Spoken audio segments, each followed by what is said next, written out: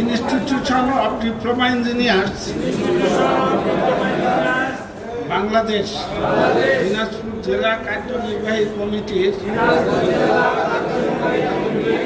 26-28 টার্মের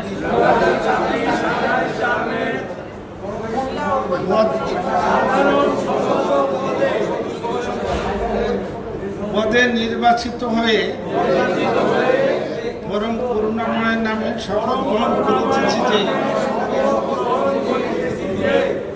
আমি সদা সর্বদা সকল ভয়ভীতি বলবন পড়াশোনা অনুরাগ ও বিরাগের বশবর্তী না হয়ে আমার উপর অর্পিত সকল দায় দায়িত্ব কর্তব্য অত্যন্ত ন্যায়নিষ্ঠা ও সততার সহিত পালন করিব। ইনস্টিটিউশন দেশ ও জাতির সার্বিক কল্যাণে